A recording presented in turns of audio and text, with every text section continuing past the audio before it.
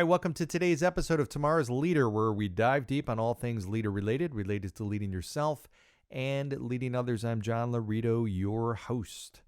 Great to be back with you again today. Today is about leading yourself, and this also will tie into how you lead other people, and it's about overcoming fear. And recently, wow, I had a real scary, frightful experience that I brought on myself. I was out in Hawaii with my kiddos, as many of you know, and we did something out there, my son and I, that just absolutely was terrifying. If you've been out to Hawaii, you know there's unbelievable waterfalls all over the place. And you're driving and you take a little hike and you go into this waterfall and you see it and you can jump in and swim at the base of the waterfall. So we did that a few different times, which was a blast. And we noticed on one of them, this couple of teenagers climbing up the side of this kind of waterfall and taking this trail up all the way to the top next to the waterfall and jumping off. And I'm like, wow. And Nick right away is like, let's do that. And I'm thinking, oh, well, yeah, okay, sure. So we end up, Nick gets up there first, and I'm watching him, and I'm still in the water. So I'm at the base of the waterfall. I'm watching him up there. And this waterfall, I mean, it's not 50 feet or 100 feet. This thing's probably, I'm going to say 25 feet. It's really not enormously high, but when you're up there 25 feet at the top of a waterfall, it feels like it's 50 or 100 feet. So for those of you who have jumped off a high distance, you know that 10 feet feels like 20 or 30 feet. Well, 25 feet feels like 50 or 75 feet at least.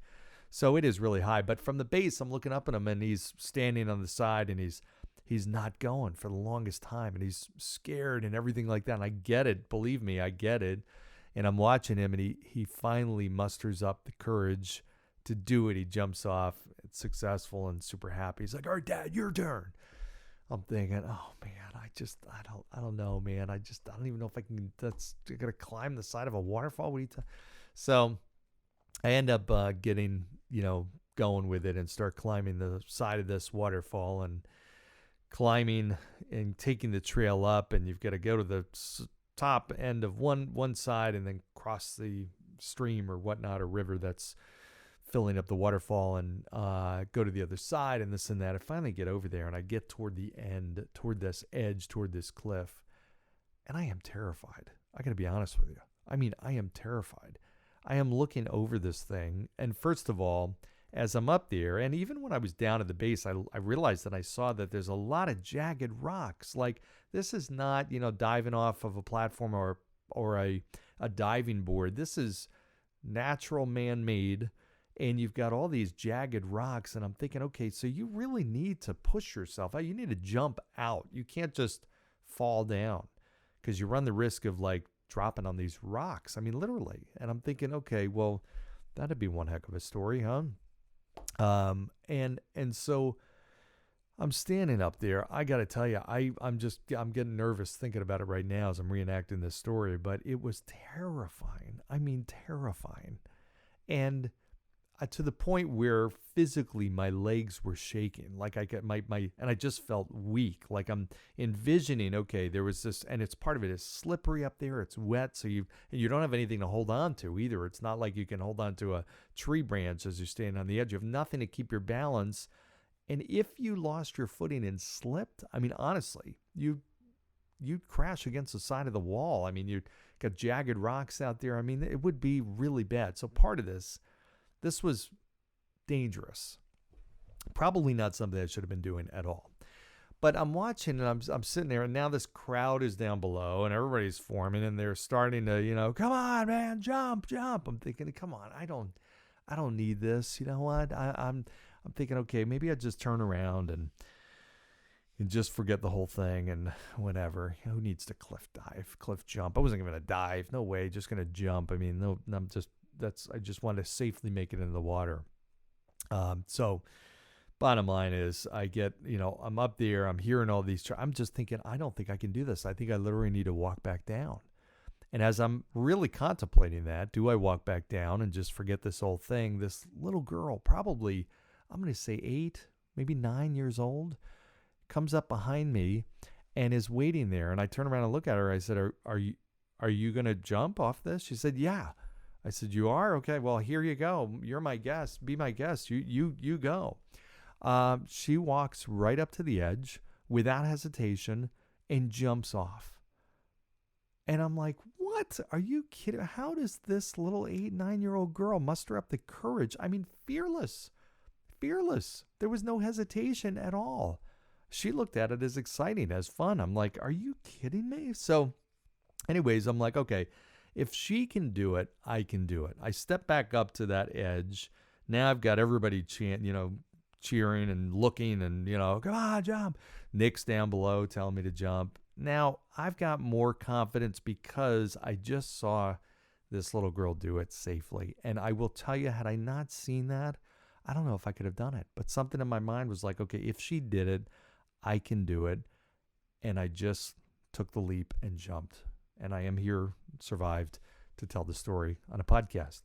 But what was interesting, a couple things. One is I realized at that moment how important, if I was by myself, like, or Nick, I don't think I would have done it, honestly. So how important is that support that you have around you to do something scary? Oh my gosh, it is so much easier. It's not that you don't have the fear, but it allows you to overcome the fear and manage it.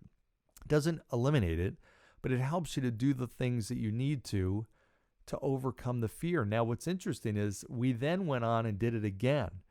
We went to another one and did it again. And the next time was significantly easier. Literally, I walked right to the edge and jumped right off. There was no hesitation. The other one, it took me probably 10 minutes, 15 minutes at least of standing up there.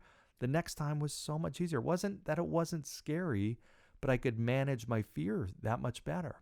So there were a couple takeaways. One is, when you think about, and we've all done that, like you're scared of a roller coaster and you see an 8, 9-year-old kid go on, you're like, okay, if they can do it, I can do it. That's part of it, right? You surround yourself with people that will help you do the scary stuff. And just think about this. If you continue to do scary stuff, those scary things do no longer scare you. They're not scary anymore. And your comfort zone is expanding.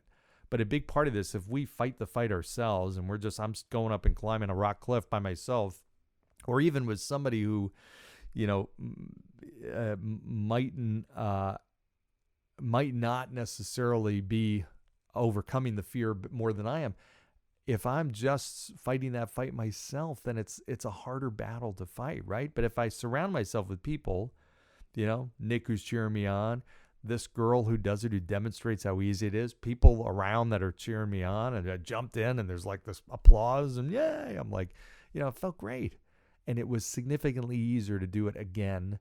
And had we been able to, we would have done it again and again and again and again. And then it would have been like nothing, right? So again, it just reminded me how important it is to push yourself out of your comfort zone. Do things that scare you, but don't do it just by yourself. Grab the people around you who are going to support you and help you do it and manage that fear and help you get over that first hump. Because once you do it once, it's going to be a lot easier. If public speaking scares you, let me tell you, and I've been there big time, just get in front of a smaller group. Start with 5 people. Do a toast at a party or something. Get out of your comfort zone. Do something small that still scares you, and the next time it'll scare you a little bit less, and then a little bit less. And then it's like, okay, let me speak in front of 20 people. Then let me speak in front of 50 people. Then actually let me speak for a longer period of time. It's little steps that get it easier and easier. My guess is that I've been able to start with a cliff that wasn't 25 feet, that was 5 feet, and then do 8 feet, and then do 12 feet, and then do 15, then do 20, then do 25. It would have been, getting up to 25 would have been really easy because it's small steps. So I didn't have that option, but had I done that, that would have been another easy way to overcome it. So don't think about this 25-foot cliff. That is the only thing. I go from 0 to that. Look for maybe a smaller step. There's all different kinds of ways that can help you manage your fear. Again, you can't eliminate fear, but you can manage through it. You can manage your ability to handle it. And when you do that, wow, that's just such a confidence booster, right? We were high-fiving. Nick and I were super pumped. It was exciting. We faced the fear. We overcame it. Our whole day, we were like high on life right after that. It was amazing. So get yourself feeling like that. Think about doing one thing that scares you this week or today. Make a phone call that scares you to somebody who intimidates you, whatever it is. The stuff in your world that's on your chicken list. right? People that you're afraid to talk to or call, decisions you're afraid to make, things, adventures you're afraid to do, financial decision you're afraid to make, whatever it is, do something that scares you. And I promise you, your comfort level will expand. Your comfort zone will expand. And that's part of growth. That's part of what makes you better leader yourself, and you a better leader of other people. So hope this helped. Fun story, cool accomplishment. More than happy to tell you more about it if you want. But in the meantime, like, share, subscribe, all that kind of good stuff. Let me know how your day's going. Let me know how leadership is going for you. And go down below, give a 5-star review. And we'll talk to you next time. Thanks.